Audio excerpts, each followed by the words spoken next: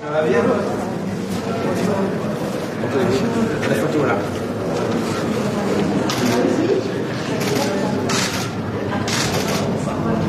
Merci beaucoup. Merci, à tout de suite.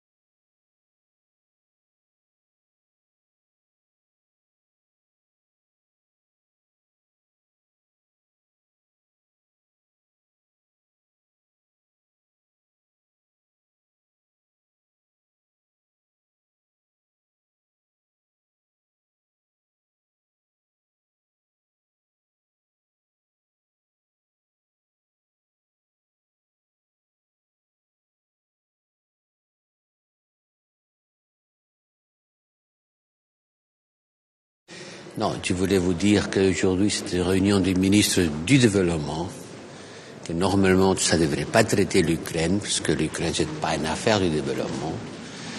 Mais on a ajouté la question de l'Ukraine parce que la crise humanitaire qui va se développer en Ukraine, c'est devenu une question d'aide au développement, comme on a fait à l'Afghanistan. On va faire face à un problème semblable. On va faire face déjà, on est en 1,5 million de réfugiés en une semaine. Et si les bombardements continuent comme ça, si on continue à bombarder les villes d'une façon indiscriminée, on peut s'attendre à 5 millions de migrants. Migrants, non, on ne peut pas les appeler migrants. C'est des exilés, c'est des gens qui cherchent à échapper à la guerre. Alors on va se trouver dans la frontière est de l'Europe avec un problème majeur. Et il faut mettre en œuvre tout ce que nous pouvons, ce qu'on appelle l'aide au développement plus, c'est-à-dire pas seulement l'aide humanitaire. Donc, concrètement? Concrètement, il faut mobiliser toutes les ressources de l'Union européenne pour aider les pays qui vont recevoir ces flux. Il faut aider la Pologne, il faut aider tous les pays qui ont une frontière avec l'Ukraine à établir les moyens nécessaires pour accueillir ces gens. Mais c'est pas déjà ce qui est en train de se passer là depuis plusieurs jours? Oui, c'est ça. Le développement plus, hein. Qu'est-ce que vous pourriez, l'Union européenne pourrait mettre en moyens supplémentaires? Ben, des moyens supplémentaires, ça veut dire exactement des moyens supplémentaires, c'est-à-dire plus d'argent, plus de capacités d'accueil, plus de provisions, plus d'aliments, d'écoles, des camps d'accueil, plus, c'est-à-dire élargir nos capacités. Et ça demande de l'argent surtout, mais l'argent, il faut le convertir en moyen matériel sur le terrain.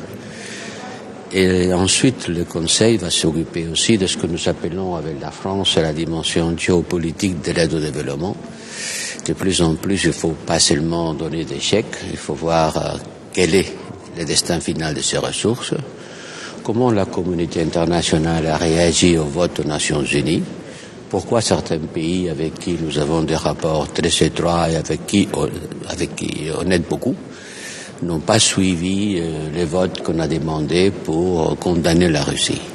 Donc il faut avoir une vision plus politique de notre aide pour faire de sorte que la communauté internationale d'abord condamne l'action de la Russie, établisse une coalition pour aider les réfugiés ukrainiens, pour supporter l'Ukraine, aussi bien ceux qui sont à l'intérieur et continuent la bataille, et ceux qui sont partis pour échapper, pour sauver sa vie, et auxquels il faut donner un accueil comme on a fait. L'Afghanistan, c'est un mauvais exemple parce qu'on n'a pas reçu 5 millions d'Afghans en Europe. Dans ces cas, il faut se préparer à recevoir aux alentours de 5 millions de personnes. Pensez que quand la crise de la Syrie, dans les années 15-16, qui a été la crise des migrants en Europe, on parlait d'1,5 million de personnes. Maintenant, ça va être beaucoup plus. Merci.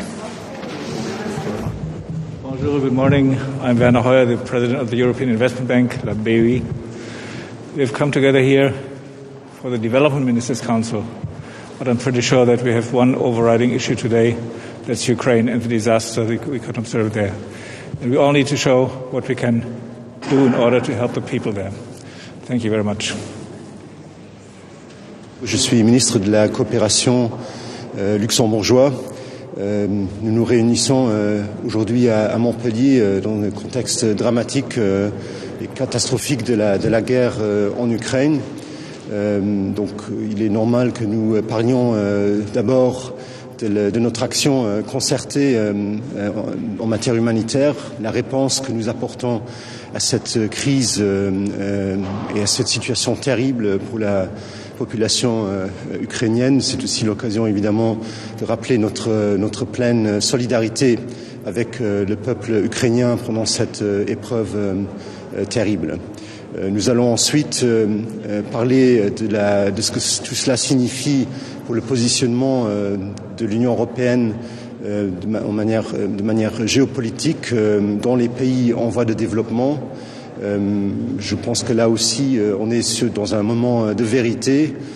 Il y a d'autres puissances qui ne partagent pas les valeurs de l'Europe, qui ne partagent pas les valeurs de défense des droits de l'homme, de la lutte contre le changement climatique et qui sont actives dans les mêmes pays que nous.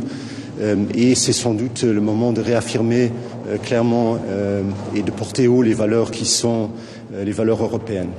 Donc je pense qu'on va parler de tout cela et j'espère que nous allons aboutir à une conclusion et à aussi en cette matière une solidarité renforcée des Européens dans leur action et leur partenariat avec les pays en voie de développement. Merci. Je m'appelle Valérie Otov, je suis directeur de la direction des Nations Unies et de la coopération au développement au ministère des Affaires étrangères de la Bulgarie.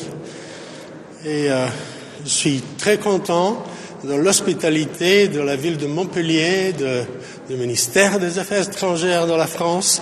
Et je pense que nous allons avoir une bonne journée de travail avec de bons résultats. Bon, merci monsieur. My name is Thomas Tobé. I'm the chairman of the Development Committee in the European Parliament. I'm very much looking forward and from the European Parliament we are very clear that we need now to have open humanitarian corridors in Ukraine. We will also need a long-term sustainable funding to meet humanitarian needs that we see, of course, in Ukraine, but we also need additional funding to make sure that we have funding for the other crises like we have in Afghanistan. And politically, the European Union has to be resolute in the response to Russia, and we should be proud of what we have been doing and also give all our support to our Ukrainian friends. I'm Paweł Jabłoński, Poland's Deputy Foreign Minister. And it is a very timely meeting today in Montpellier, where we are going to discuss not just the core development policy topics as we usually do during FAC and development, but unfortunately in these dire circumstances in the war context, the war that we are facing for the last 1.5 week, we need to focus how to support Ukraine, not just in development projects, but most of all in humanitarian aspect. Just these last 12 days, almost 2 million refugees left Ukraine. Over 1 million of them came to Poland, to my country. We are doing what we can. We are doing whatever is possible to support them, to accommodate them. But this is going to be a crisis incomparable to anything Europe has experienced in the recent decades. We need to double down on efforts, on humanitarian efforts, but also on efforts to stop the war. This is not very often said during FAC DEF, but we need to repeat it as loud and clear as possible. We need more sanctions, we need more decisive policy vis-à-vis Russia. We need to stop Putin, we need to cut him off the money that he gets for oil, for gas, for coal, because this is how he finances his war efforts. And I am also going to speak it today to the ministers by the table. We need to be decisive. We have the tools to stop him. We are more powerful than Putin. We need to know how to use the tools, because otherwise we will find ourselves in a world which is not going to be a pleasant place. If Putin wins this, if he prevails, and he also can do it if we are not decisive enough, he will go on attacking further states. He will go on creating chaos. He will go on in starting another wars. We need to be aware of that. We have been warning. These warnings have unfortunately been realized. These warnings have been confirmed by the reality.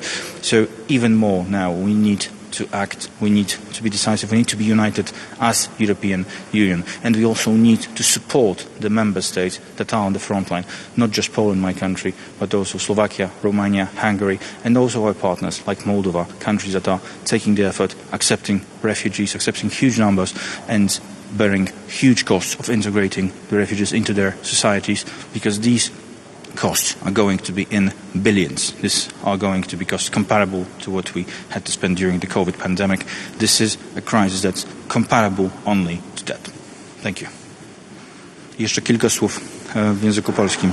Szanowni Państwo, jestem dziś tutaj na posiedzeniu Rady Unii Europejskiej do spraw zagranicznych w formacie ministrów do spraw rozwojowych i humanitarnych.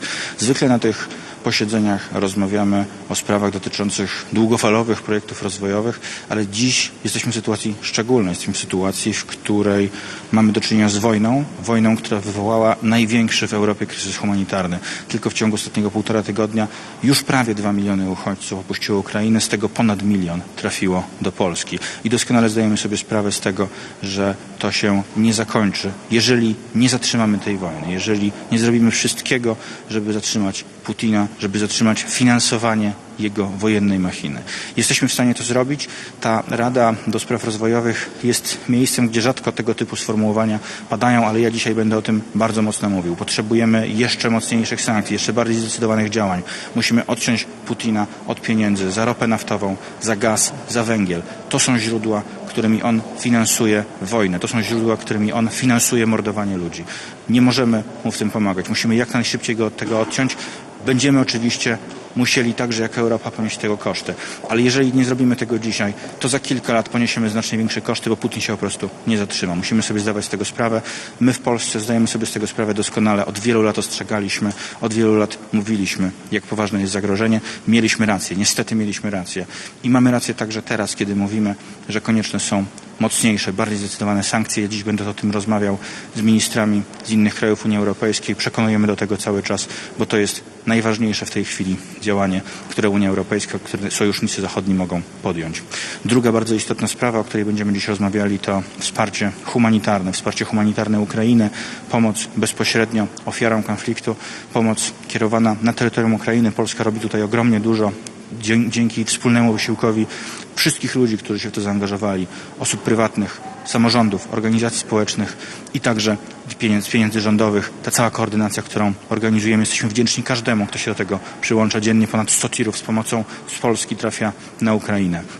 Ale to nie wystarczy, bo musimy też zorganizować system, który pomoże Ukraińcom zintegrować się ze społeczeństwem naszym, także ze społeczeństwami innych krajów Unii Europejskiej. Dlatego będziemy dziś rozmawiać też o pieniądzach unijnych, pieniądzach dla państw członkowskich, które będą ponosiły te koszty. W takich chwilach Unia Europejska nie może nie być solidarna, nie może nie być zjednoczona. Musimy zrobić wszystko, żeby państwa członkowskie otrzymały od Unii Europejskiej realne wsparcie finansowe, żeby te pieniądze nie były blokowane pod różnymi błahymi pretekstami. Będziemy o to walczyli i mam nadzieję, że wszystkie, także polskie siły polityczne będą nas w tym wspierały, bo tutaj chodzi po prostu o polską rację stanu. Bardzo dziękuję. Thank you. Good morning, Ingrid Brodskova, the State Secretary of the Ministry of Foreign and European Affairs of the Slovak Republic. First of all, we very much appreciate the hospitality of the French presidency. Very pleased to be here in Montpellier. 3 points to the FACs today. 3 points to the meeting today. First, I'm very much appreciate that we will discuss the situation in Ukraine and we will elaborate on closer cooperation, what we can do more as a European Union to assist the people in Ukraine, to help them with the situation, what they have to cope with. Second, we will discuss also the global engagement of the European Union in the development agenda, and we will follow up the results of the Indo-Pacific Forum and the Summit of European Union and African Union. And third point, what we are going to discuss is biodiversity and development assistance. Thank you very much. My name is Flemming Møller Mortensen. I'm the Danish Development Corporation Minister. On Saturday, I was standing on the border between Poland and Ukraine. I really there saw the needs among civilians. That's the reason why here at our meeting today I will really point out that the EU has to do all what we are able to do today and tomorrow, more than we will focus on what we're going to do in 3 months or 6 months. It's really needed by the civilians. Thank you. Bonjour, Madame, Monsieur. It's very important and crucial to be here in Montpellier today for Finland, for the EU, in this very acute situation of Ukraine, and to discuss, share the information, but especially focus on a very acute situation and the humanitarian needs what we face. And of course, for Finland, for the European Union, it's so important that we find common solutions. Here today we're also talking about the role of development cooperation in general as far as global policy making, what kind of things we could and should do as far as climate change, as far as biodiversity, and of course for Finland it's so important that we are committed as far as financing, but also that we are able to react proactively very fast for the changes and the solutions. But once again I want to thank France for the presidency, for the very active role, and we really look forward to have a good meeting today here in Montpellier. Thank you so much. Merci beaucoup. Good morning, I'm Liesje Schrijnemacher. I'm the Dutch Minister for International Trade and Development Aid, and I think it's really important that we come together, me and my colleagues, today to discuss the current situation in the Ukraine. It's really heartbreaking to see what is happening with people there. People are fleeing their country, having to fight for their country, but it's also heartwarming to see the people that really want to help the Ukrainians in Ukraine, but also the refugees that are now entering Poland, Bulgaria, Romania, how they are really taking care of these people. And I think that it brings the European Union together more than ever. And I'm happy to be here today to discuss these matters. Thank you. Ja, wir haben hier die Tagesordnung des Entwicklungsministertreffens geändert, um über die Situation in der Ukraine zu sprechen. Putin hat unermessliches Leid über die Menschen in der Ukraine gebracht und wir wollen hier unsere Solidarität ausdrücken und alles tun, um der Ukraine auch wirklich zu helfen. Die Europäische Kommission hat jetzt schon 500 Millionen Euro zugesagt und natürlich wird auch Deutschland helfen. Das Auswärtige Amt hat 37 Millionen zur Verfügung gestellt für die humanitäre Hilfe und auch aus meinem Ministerium werden nochmal über 38 Millionen als Unterstützung für die Menschen in der Ukraine kommen. Wir werden den Flüchtlingen dort helfen und alles tun, um uns eben solidarisch zu zeigen.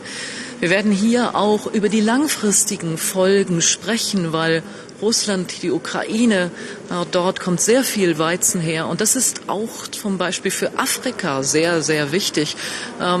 Wenn dieser Krieg weitergeht, wenn diese Weizenproduktion in Gefahr ist, dann kann das eben auch bedeuten, dass 8 bis 13 Millionen Menschen zusätzlich in den Hunger getrieben werden.